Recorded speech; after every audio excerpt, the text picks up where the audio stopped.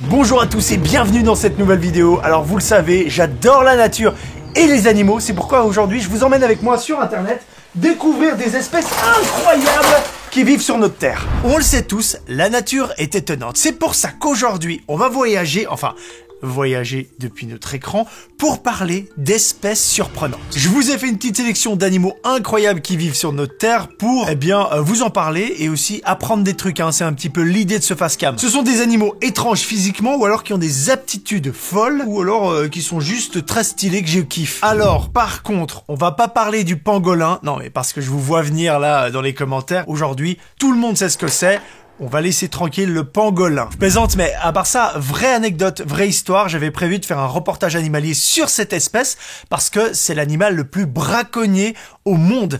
Du coup, je voulais, cette année, aller partir en Afrique pour faire un truc sur le pangolin, mais je pense qu'on fera une autre espèce, hein. On fera autre chose, hein, voilà. Alors, le premier animal que je vous présente s'appelle le Nasicabatrachus sayadrensis, ou alors la grenouille violette, c'est comme ça qu'on l'appelle.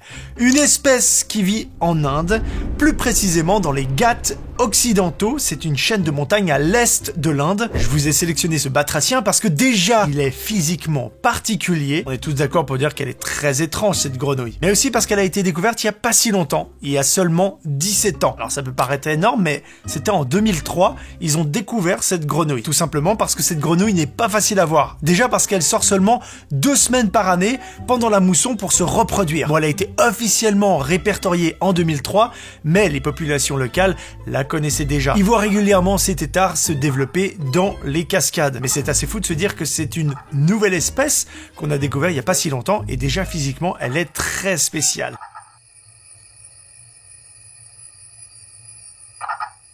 Voilà pour la grenouille violette. Deuxième animal. C'est lui, le martinet noir. C'est un oiseau, hein, c'est un piaf, rien de spécial physiquement. Ça ressemble un petit peu à une hirondelle. Il est partout présent en Europe, dans nos régions. Et pourtant, il est très très intéressant parce qu'il fait quelque chose d'incroyable. Il détient un record monstrueux. Déjà, c'est un des oiseaux les plus rapides. Il peut aller jusqu'à 200 km/h sur des courtes distances. 200 km, vitesse de pointe. Enfin, accélération de pointe. Je sais pas comment on dit. Ça, c'est une première chose, mais c'est pas de ça que je vais vous parler. C'est qu'il peut rester très très longtemps en vol. La durée de son vol est gigantesque. Ça a été découvert en 2006 par un biologiste suédois, Andres Anderstorm. Il a découvert que cet oiseau pouvait voler jusqu'à 10 mois non-stop. Les chercheurs ont attaché des petits récepteurs à 13 martinets et ils ont pu constater que certains oiseaux ne se posaient que pendant 2 mois seulement au moment de la reproduction. C'est-à-dire que là, les mecs, ils sont motivés à se poser sur des branches, des arbres, ils sont obligés de courtiser les femelles et de faire leur histoire parce que c'est vrai qu'en vol, ça risque d'être un petit peu compliqué, mais ils se posent 2 mois par année. Les autres 10 mois, ils sont en vol, ils s'arrêtent pas. C'est en tout cas ce qu'a révélé cette étude. Alors il y a 2 questions qu'on peut se poser avec cet animal, c'est comment il dort et comment il se nourrit. On peut imaginer pour la nourriture qu'il chasse comme ça, comme un avion de chasse et il chope des insectes, pas de souci là-dessus. Mais par contre, pour dormir, les chercheurs pensent qu'il dorme en planant, mais ils sont pas sûrs. 2020, et on sait toujours pas. Et c'est un oiseau de chez nous, très courant. C'est fou. Alors là, on va pas parler d'un animal, mais d'une région extraordinaire qui regroupe beaucoup d'espèces, plein d'espèces que je surkiffe. Vous aimez la nature, les grands espaces sauvages, la vraie aventure, les légendes de Yeti et les chats? Alors laissez-moi vous parler du plateau tibétain. Dans cette région, il y a plein d'animaux extraordinaires, mais on va se concentrer sur le renard tibétain. Regardez-moi cet animal. Il a un visage d'être humain, cet animal. On a complètement l'impression de voir un personnage des histoires de Miyazaki, un esprit de la montagne. Regardez ça. Le renard tibétain se trouve sur le plateau tibétain. C'est une région au nord de l'Himalaya et il vit entre 2500 et 5300 mètres d'altitude. Comparé aux autres renards dans le monde entier, il a un museau beaucoup plus long et de grandes canines. Il a aussi une meilleure ouïe par rapport toujours aux autres renards. Sa nourriture principale, c'est lui, le pika, à lèvres noires. D'ailleurs, ce petit animal aurait inspiré l'un des Pokémon les plus célèbres, Pikachu. Le problème, c'est que les êtres humains, ils tuent le pika parce qu'ils le considèrent comme un nuisible. Du coup, ça enlève beaucoup de nourriture au renard tibétain. Autre information assez intéressante, ils vivent et chassent en couple. Par rapport à d'autres animaux, eux, ils sont fidèles. Toute leur vie, ils restent ensemble. Et on dit qu'ils vivent entre 8 à 10 ans. On estime leur population à 37 000. Mais ces chiffres, ils datent de 1989. C'est vraiment des régions très hostiles. C'est compliqué de faire des expéditions, c'est loin, ça coûte cher. Il n'y a pas vraiment d'études scientifiques très précises. Alors tout le monde ici connaît la légende du Yeti, l'abominable homme des neiges, ce grand singe, ce cryptide qui vit donc dans les régions de l'Himalaya. Toutes ces légendes pourraient provenir d'un animal qui vit justement ici, c'est l'ours bleu. Alors l'ours bleu, on ne sait vraiment pas grand chose sur cet animal. C'est une sous-espèce de l'ours brun, un animal ultra craintif, on n'a pas beaucoup de photos, pas beaucoup de vidéos. L'ours bleu du Tibet est une sous-espèce locale de l'ours brun. C'est un animal craintif. À chaque fois, je vois les mêmes images de l'ours bleu utilisées un peu par tout le monde. C'est des images qui ont été tournées il y a quelques années et elles tournent comme ça. Les gens achètent les droits pour la diffuser dans le documentaire. D'ailleurs, dans cette vidéo, je vais pas mal prendre des références et capturer des images qui ne m'appartiennent pas du tout pour vous parler de tous ces animaux. Du coup, là, j'essaierai un maximum de mettre les copyrights et les sources parce que ça m'appartient pas. Et c'est important de vous les montrer, même quelques secondes. Dans ma sélection, je vous ai choisi des animaux hyper durs à trouver, même sur Internet. C'est fou. Regardez la gueule de la page Wikipédia.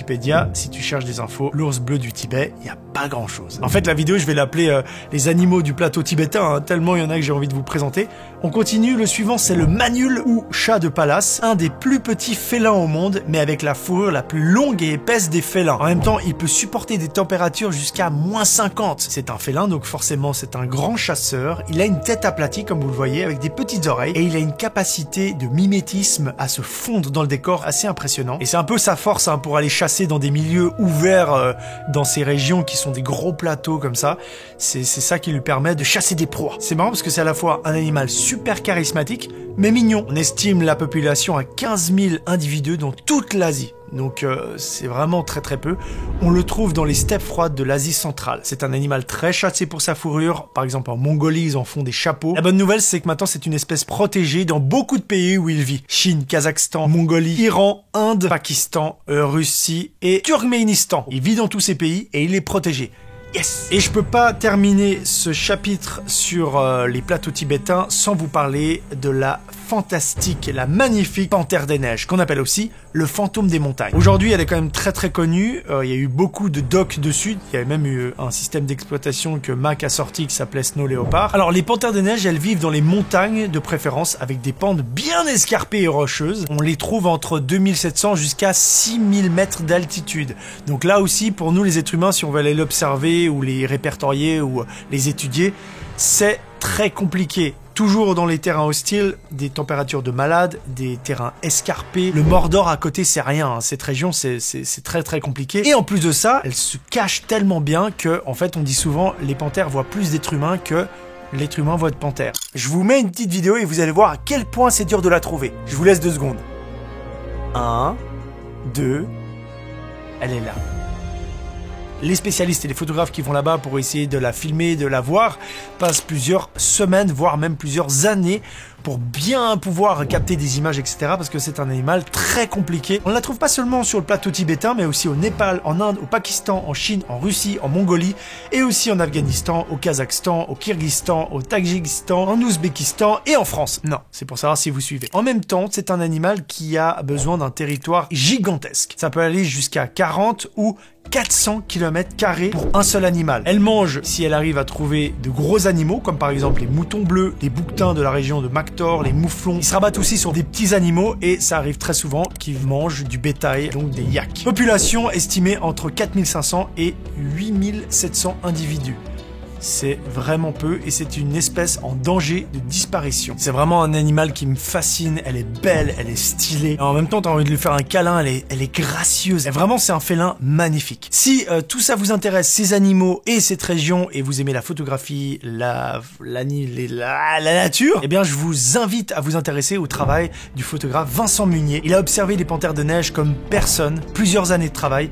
Son livre photo est juste magnifique, je vous le conseille vraiment. Il y a ce livre aussi, c'est un peu son carnet d'affût.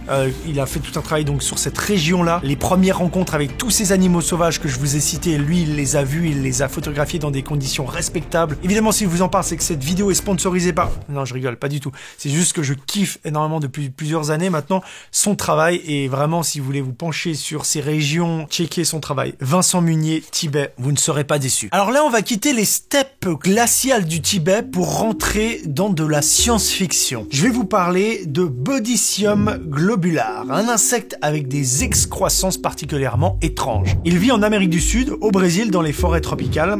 Et à quoi servent ces excroissances? Eh bien, on n'en sait rien. Rien du tout. Allez, animal suivant. Ah non mais voilà, tous les animaux que je vous présente là, ce sont des animaux assez particuliers, donc on a vraiment très peu d'infos là-dessus, ou alors ils viennent d'être découverts. D'ailleurs, petite parenthèse, j'ai trouvé un article sur Future Science, il y aurait environ 8,7 millions d'espèces sur notre Terre, et la grande majorité d'entre elles n'ont pas encore été décrites, ni même découvertes. On découvre de nouvelles espèces très régulièrement, environ 6200 par an. Putain, mais c'est énorme. Je vais pouvoir en faire des vidéos, hein. Le confinement il peut continuer, hein. C'est pas grave, hein. J'aurai de la matière. C'est juste pour dire qu'il y a tellement de choses qu'on ne sait pas, alors qu'on a l'impression de connaître tous les animaux, mais c'est tellement énorme. Revenons sur notre insecte du futur. Concernant les excroissances de cet animal, on n'a pas encore compris à quoi ça servait vraiment, enfin, comme si moi je faisais partie des chercheurs qui étaient en train d'observer l'insecte.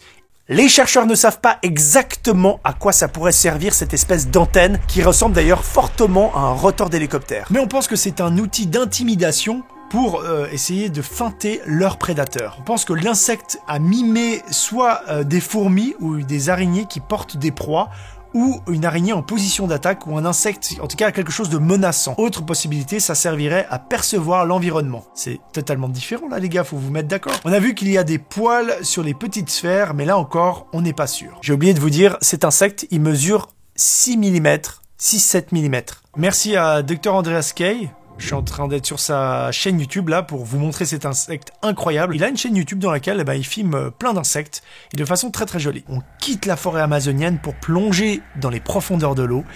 On va parler des revenants. Les revenants, ce sont des poissons qui ont le cerveau transparent et on peut voir leurs immenses yeux. En anglais, on les appelle les barrel eyes. Barrel, ça veut dire tonneau à cause de leurs yeux qui regardent vers le haut pour repérer leur proie. Apparemment, ils peuvent aussi tourner leur regard en avant. Ces poissons vivent dans les abysses et ce serait la seule espèce qui peut voir dans les abysses. Donc on rappelle, les abysses, c'est dans les profondeurs, il n'y a aucune luminosité et beaucoup d'espèces qu'on ne connaît pas d'ailleurs. Je vous propose un petit site, je le mettrai dans la description, c'est un site hyper bien qui nous montre qu'est-ce qu'il y a dans les abysses. Vous scrollez pour atteindre les différents paliers de ce qu'il y a dans notre mer et vous allez trouver plein de choses dans les abysses. Bon, il y a aussi le grand calamar qui est un cryptide à la base. Ce site est très intéressant et vous allez pouvoir vous amuser une dizaine de minutes avec vos enfants, avec votre famille pour vous rendre compte qu'est-ce qu'il y a dans nos eaux. On revient sur le poisson. Lui, il vit dans les eaux tempérées de l'Atlantique, Pacifique et l'océan Indien. C'est une espèce assez courante. Beaucoup de gens l'ont nommé parce qu'il est assez particulier.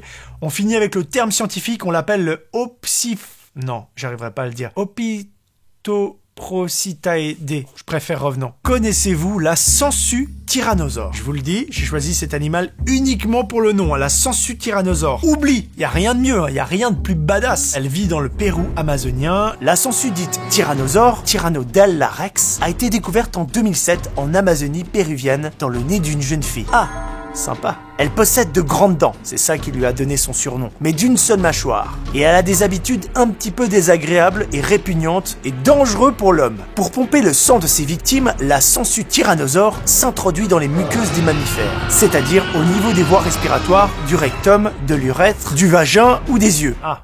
J'aimerais pas la côtoyer, hein. Enfin quoi, en fait ça m'intéresserait peut-être faire une vidéo là-dessus. La sangsue tyrannosaure a été découverte lors d'une expédition où plusieurs d'ailleurs espèces ont été trouvées. Ils ont découvert 55 nouveaux reptiles, 216 amphibiens, 257 nouveaux poissons, 637 plantes, 39 mammifères et 16 oiseaux. Et parmi eux, il y avait le dauphin rose des rivières, je ne connais pas du tout cet animal, un anaconda de 4 mètres, la sangsue tyrannosaure, la grenouille à tête de feu et pattes bleues, et l'oiseau-mouche à la gorge violette. Ça, c'est simplement quelques espèces. C'est incroyable. C'est aussi un animal que j'ai choisi parce que j'ai déjà côtoyé des sangsues en pleine jungle à Bornéo, et je m'en rappelle. Ouais, je m'en rappelle. Bon, c'était une époque où on pouvait sortir, où on était libre. Ouais. Ah, la jungle. Quand je pouvais sortir libre et faire des vidéos dehors, en pleine nature, et que mes pieds étaient attaqué par les sangsues. De merveilleux moments. Sangsues. Sachez que jamais j'aurais pensé dire ça un jour, mais vous me manquez.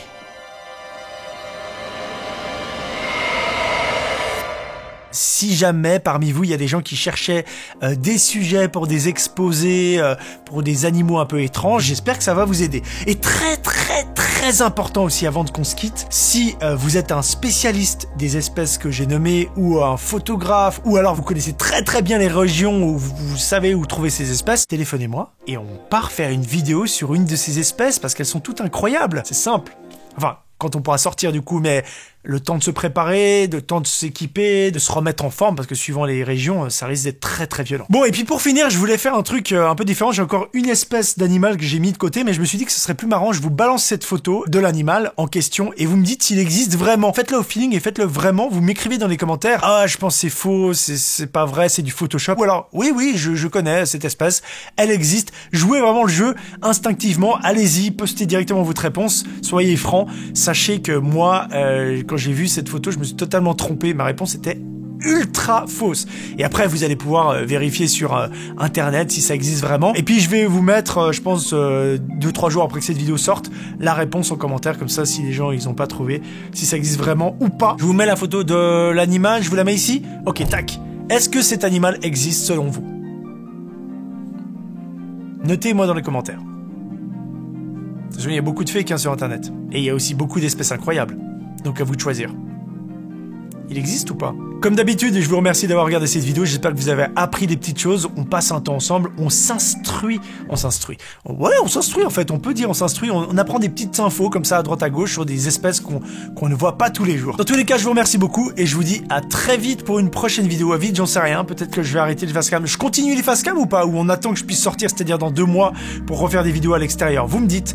Allez, je vous félicite de rester chez vous et je sais pas, je suis fatigué comme vous. Oh là là. Bref, dans tous les cas, merci beaucoup.